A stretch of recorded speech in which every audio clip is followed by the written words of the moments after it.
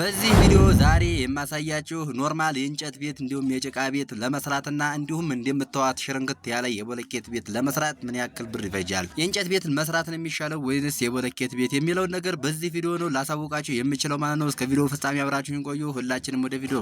አሰላሙ አለይኩም ወራህመቱላሂ ወበረካቱሁ። ድና የተከበራችሁ የአረብ ሚዲያ እንዲሁም የቻናሌ ቤተሰቦች እንዴት ናችሁ? ከኔ ጋር ሰላም ነኝ አልሐምዱሊላህ። ዛሬ የምገኘው ዋልካ ሰፈር ነው። እንግዲህ ውቢቷ መቅደላ ማሻ ከተማ ላይ ዋልካ ሰፈርን የማያውቅ የለም፣ ሁላችሁም ታውቁታላችሁ ማለት ነው። ለእናንተ ዛሬ ልላችሁ እንዲሁም ላሳያችሁ ከቦታው ተገኝቼ ላሳያችሁ እንዲሁም ግልጽ ላደርግላችሁ የመጣሁት ማለት ነው። በጣም አሪፍ እና ጠቃሚ የሆነ ቪዲዮ ነው። እስከ ቪዲዮ ፍጻሜ አብራችሁን ቆዩ። ግልጽ የሚያደርግላችሁና የሚያብራራላችሁ ቪዲዮ ነው ይሄ ማለት ነው። ውድ ቻናሌ ቤተሰቦች ውቢቷ መቅደላ ማሻ ከተማ ላይ እንግዲህ ቤት መስራት ላሰባችሁ እህት ወንድሞቼ ነው የዛሬው ቪዲዮ። ሌሎቻችሁ አሳልፉት ቪዲዮውን። ቤት መስራት ላሰባችሁ እህት ወንድሞች ተመልከቱት እስከ ቪዲዮ ፍጻሜ ማለት ነው። ምን ልላችሁ አስቤ ነው ዛሬ ዋልካ ሰፈር ላይ ከቦታው ተገኝቼ ቦለኬት ቤት የተሰራች አለች። በጎን ደግሞ እንደምታዩት አዲስ ቤት እየተጀመረ ሰባ ቆርቆሮ ኖርማል የጭቃ ቤት የእንጨት ቤት እየተሰራ ነው የሚገኘው። ስለዚህ በዚህ በእንጨት ቤትና በጭቃ ቤት መካከልና በቦለኬቲቱ መካከል ያለው ዲፈረንስ ልዩነት ምንድን ነው? አሁን ላይ ቦለኬት ቤት ከመጀመሪያው እስከ መጨረሻው ስንት ብር ይፈጃል? እንዲሁም ሰባ ቆርቆሮ ኖርማል የጭቃ ቤት ኖርማል የተለመደው የእንጨት ቤት ማሻ ላይ እየተሰራ ያለው ቤትና እንደምታዩት በዚች መልኩ ቦለኬት ቤት መስራት ማንኛው ነው የሚሻለው? ወጩ ማንኛው ይጨምራል? ማንኛው ይቀንሳል? ቤትነቱ ማንኛው ነው ቆንጆ?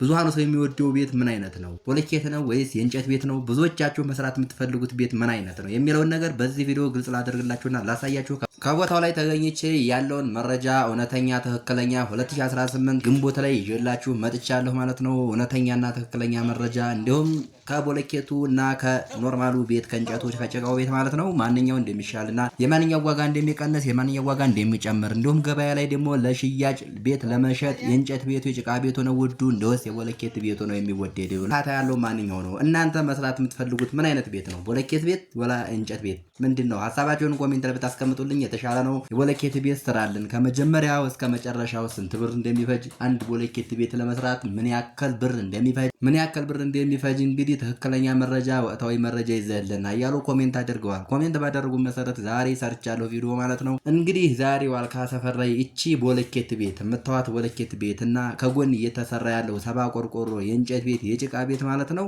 ምን ያክል ብር ነው ልዩነቱ?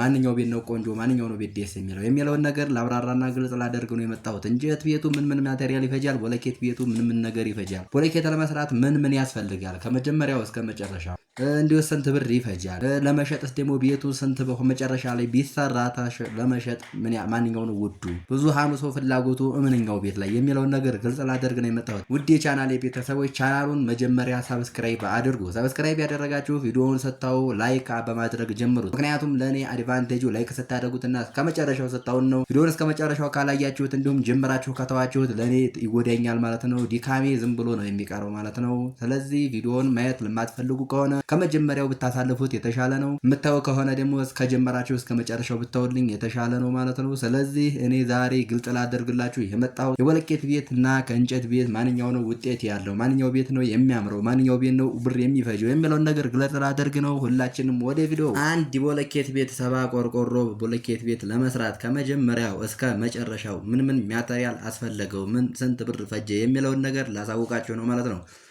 ቦለኬት ቤት ለመስራት እንግዲህ ሰባ ቆርቆሮ ለመስራት ቆርቆሮ ያው እንደ ጭቃ ቤቱ እንደ ማንኛውም የማይቀር ነው ማለት ነው። ሰባ ቆርቆሮ እንገዛለን ማለት ነው። እንዲሁም ደግሞ 1700 ብር ነበር ቆርቆሮ፣ አሁን ቀንሷል 1050 ብር ደርሶልናል። ማሻአላህ ማለት ነው። ቦለኬት ያስፈልጋል። ቦለኬት አንድ ሰባ ቆርቆሮ ለመስራት እንግዲህ ስንት ፍሬ ቦለኬት ያስፈልጋል? 2500 ቦለኬት አካባቢ እንደዛ ያስፈልጋል ማለት ነው። አንድ ቦለኬት ስንት ብር ነው የሚገዛው ካላችሁኝ፣ አንድ ፍሬ 120 ብር ነው ማለት ነው። 125 ብር 120 ብር ነው የሚገዛው ወቅታዊ መረጃ ማለት ነው።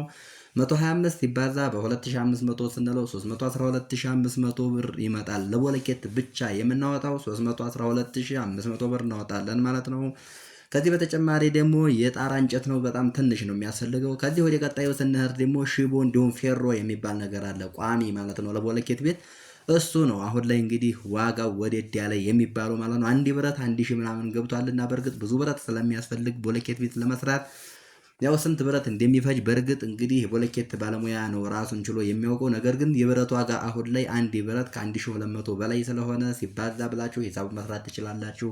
ነገር ግን ያው የብረቱ ዋጋ አሁን ላይ ስለጨመረ ነው። የሌላው መስፈርት ቀጣይ የሚያስፈልገው ደግሞ አሸዋ ነው። አሸዋ ደግሞ አንድ ዙር ለመግረፍ ብቻ ነው። ከውጭ በስሷ ነው የምትገረፈው። አንድ ቢያጆ አሸዋ ብቻ ነው የሚያስፈልገው። ሲሚንቶም በጣም ትንሽ ሲሚንቶ ነው የሚያስፈልገው ማለት ነው። ምክንያቱም የጭቃ ቤት እንደ ጭቃ ቤት አይፈጅም ማለት ነው። ዋነኛው የቦለኬት ቤት ወጩ ትልቁ ነገር ቦለኬትና ሽቦ ፌሮ ነው ማለት ነው። ከዚህ ውጭ ቆርቆሮም እንደ ጭቃ ቤት ነው፣ አይፈጅ፣ ያው ነው፣ የተለመደ ነው ማለት ነው።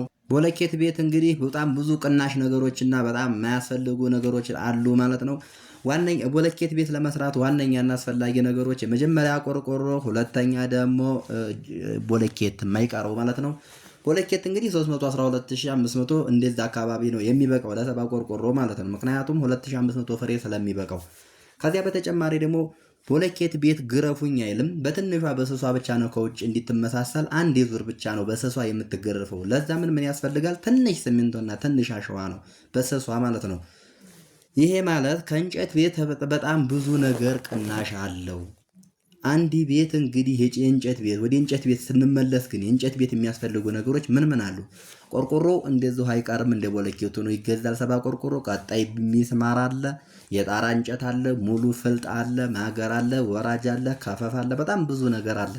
ያልሆኑ ስደማምሩት ከእንጨት ብቻ ወደ 400,000 በላይ ልታወጡ ትችላላችሁ። ከዛ ስትቀጥሉ ደግሞ ማስገረፍ የሚባል ነገር አለ። ሲገረፍ ደግሞ ምን ያስፈልጋል? ብዙ ፓኮ ፒስማር ያስፈልጋል። እንዲሁም ደግሞ ብዙ ኩንታል ሲሚንቶ ያስፈልጋል። ብዙ 2 ቢያጆ ወይም 3 ቢያጆ አሸዋ ያስፈልጋል።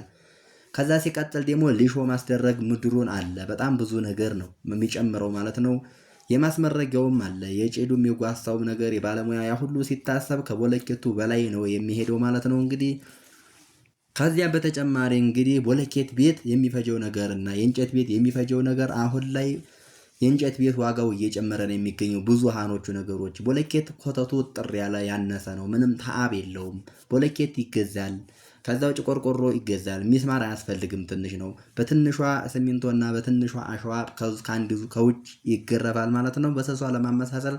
ከዛ ውጭ ደግሞ ጅብሰም ለማስደረግ ቦለኬት ቤት ጅብሰም ለማስደረግ ለባለሙያ 50,000 እንዲሁም 40,000 ይበቃቸዋል። ምክንያቱም ስስ ስለሆነ ስለማያስቸግር የቦለኬት ስለሆነ ከውስጥ ጅብሰም ስለማይፈጅ ስለማያለፋቸው በትንሽ ብር ነው የሚሰሯት። አንደኛ ደግሞ የእንጨት ቤት 80 ኩንታል ወይም 100 ኩንታል ጅብሰም ያስፈልገው የነበረውን ወደ ቦለኬት ቤት ስንመጣ 20 ኩንታል ነው የሚያዳርሰው። በዚህ ዋጋውን ስታመጣጥኑት የቦለኬት ቤት ዋጋው ራህማ የሆነና የተመቻቸና የሚቀንሱ ነው እየተገኘ ነው ማለት ነው። ይህንን የነገረኝ ዛሬ ከቦታው ላይ ጅብሰም እያደረገ ቦለኬት ቤቷን ጅብሰም እያደረገ ያለ ልጅ ነው ማለት ነው። ከጎን ደግሞ እንደምታዩት እንግዲህ የእንጨት ቤት እየተሰራ ነው የሚገኘው። ይሄ ቤት እንግዲህ እዚህ የቦለኬት ቤት እስከሚመስል ድረስ 3ኛ ዙር እስከሚገረፍ ድረስ ምድሩ ሊሾ ሆኖ ጅብሰም ሆኖ ሙሉ ቤቱ በሩ ሁሉ ተገጣጥሞ ጠንቅቅ እስከሚል ድረስ ያለውና ቦለኬቱ ቤት ጠንቅቅ እስከሚል ድረስ ያለው ተአብ በጣም ሰፊ ልዩነትና ብዙ አድርቅ ብዙ ተአብ ሆኖ የተገኘው የእንጨት ቤት ነው ማለት ነው። ልጁ እንደነገረኝ ባለሙያው እንደነገረኝ እኔም እንዳየሁት በጣም ብዙ ነገር ሰረደው ቦለኬት ቤት ቅናሽ ሆኖ አግኝቼዋለሁ ማለት ነው። ስለዚህ ብዙዎቻችሁ ቤት መስራት ላሰባችሁ እህት ወንድሞች ቦለኬት ቤት ብታሰሩ የተሻለ ነው የሚሆነው ማለት ነው። ምክንያቱም 80 ቆርቆሮ ወይም 100 ቆርቆሮ የእንጨት ቤት ከምትሰሩ 60 ቆርቆሮ ወይንም 70 ቆርቆሮ የቦለኬት ቤት ብታደርጓት ቤቲቱ የዘላለም ትሆናለች። በጣም ቆንጆ ትሆናለች። ለመሸጥም ደግሞ ዋጋው በጣም ኦቨሩ የቦለኬት ቤት ነው። እንደምታውቁት እንግዲህ አንድ ሰው በቦለኬት ቤቱን ከሰራ ከሌኮ በቦለኬት ነው ቤቱን የሰራው የከሌ ቤት ምናምን የሚባለው እኛን ሀገር ታውቃላችሁ። እንግዲህ አሁን ላይ ስታስቡት ቦለኬት ብዙ ወጪ ይል የመሰላችሁ እህት ወንድሞች ዛሬ ነው ይሄን ነገር ያወቁት ከቦታው ላይ በመገኘቴ ማለት ነው። የእንጨት ቤት የተሰሩት በጣም ብዙ ተአብ አለው። በጣም ብዙ መዘዝ አለው።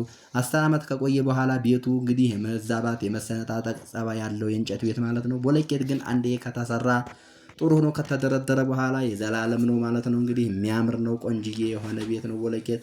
ይቺ ቦለኬት ቤት በምታዋት መልኩ እንግዲህ በትንሽ ብር ነው እንደ እንጨት ቤት አላታከተችም። ጅብሰም ለማድረግም ልጆቹ አልተቸገሩም። በ50,000 ወይም በ40,000 ነው የያዟት ይችን ጅብሰም እያደረጉ የሚገኙት ማለት ነው። የእንጨት ቤት ግን 80 ኩንታል ወይም 100 ኩንታል የሚፈጅ ነው ጅብሰም ለማድረግ ብቻ። የባለሙያውም 80,000 ወይም 100,000 ነው የሚፈጀው። በጣም ብዙ ነው፣ ሰፊ ልዩነት አለው ማለት ነው። እንግዲህ እንጨቱ፣ ሚስማሩ፣ ሲሚንቶ፣ አሸዋው ብዙ ነገር ሲደማመሩበት እንጨት ቤቱ ላይ ብዙ ተአባዶ የእንጨት ቤት ቦለኬት ቤት መስራት እየቀለለ ነው በአሁኑ ሰዓት ማለት ነው። ምክንያቱም ቦለኬት 120 125 አንድ ፍሬ ቦለኬት ተገዝቶ 2500 ሲባዛ 312500 ነው የመጣው ለቦለኬት ብቻ። እስከ ሚስማሩ አጠቃላይ ሲደማመር እስከ 600 እስከ 500 ሺህ ባለው የሚገርም ሆኖ ነው የሚሰራው በቦለኬት ማለት ነው።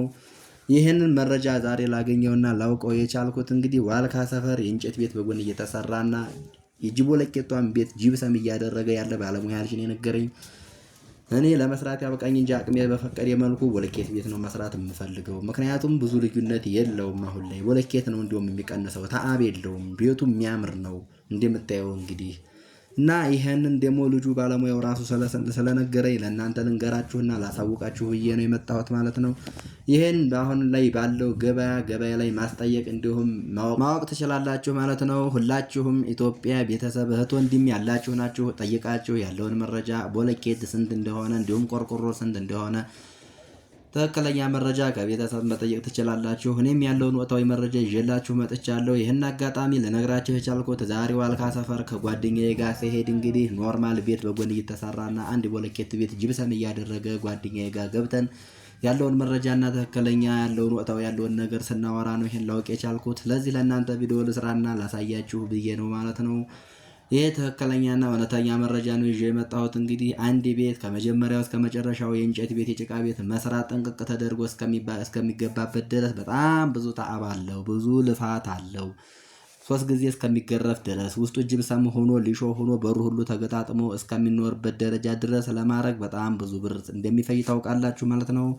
ቦለኬት ቤት ባጭሩ ከወዲሁ ምንም አይነት ተአብ እንደሌለው ይገባችኋል። ከቦለኬትና የተወሰነ አሸዋ ከዛ ውጭ ትንሽ ሲሚንቶ አንድ ዙር ለመግረፍ ከዛ ውጭ ምንም አይነት ተአብ እንደሌለው እንግዲህ የቦለኬት ቤትን ዛሬ በዚህ ቪዲዮ አሳውቂያችኋለሁ ማለት ነው። ከዚህ የበለጠም ደግሞ ሌላ ሀሳብ አስተያየት ካላችሁ ኮሜንት ላይ ማስቀመጥ ትችላላችሁ። ዛሬ እንግዲህ ትክክለኛ መረጃ ከዋልካ ሰፈር ከእንጨት ቤትና ከቦለኬት ቤት ማንኛው እንደሚያለፋ፣ ማንኛው ብዙ ብር እንደሚፈጅ፣ ማንኛው ብዙ ተአብ እንዳለው፣ ማንኛው እንደሚያምር፣ ማንኛው ሲሸጥ ገበያ ላይ ውድ እንደሆነ በዚህ ቪዲዮ አሳውቂያችኋለሁ ማለት ነው። በቀጣይ ቪዲዮ የምሰራውን ለእናንተ ሀሳብ አስተያየታችሁን ኮሜንት ላይ አስግሩልኝ። ሌላም ሀሳብ ካላችሁ እኔን የምትሉኝ ነገር ካላችሁ ኮሜንት ላይ ጻፉልኝ። እኔ ኮሜንት መልሳለሁ፣ አነባለሁ ማለት ነው። እንግዲህ እኔን ደግሞ ማግኘት ለምትፈልጉ ወንድሞች ዲስክሪፕሽን ላይ ባለው ስልክ መደወል ትችላላችሁ። ቻናል ላይ ቤተሰቦች ቻናሉን ደግሞ ሰብስክራይብ እያደረጋችሁ ቤተሰብ ይሁኑ። ሰብስክራይብ ማድረግ ከእናንተ ምንም ነገር አይጎልም፣ ምንም ነገር አይቀንስባችሁም። ስለዚህ ለእኔ ደግሞ ትልቅ አድቫንቴጅ እስካለው ድረስ ሰብስክራይብ ብታደርጉኝ ብታበረታቱኝ ደስ ይለኛል። የዛሬው ቆይታችን ይህን መሰል ነበር። በቀጣይ ቪዲዮ እስከምንገናኝ ድረስ አሰላሙ አለይኩም ወራህመቱላሂ ወበረካቱ።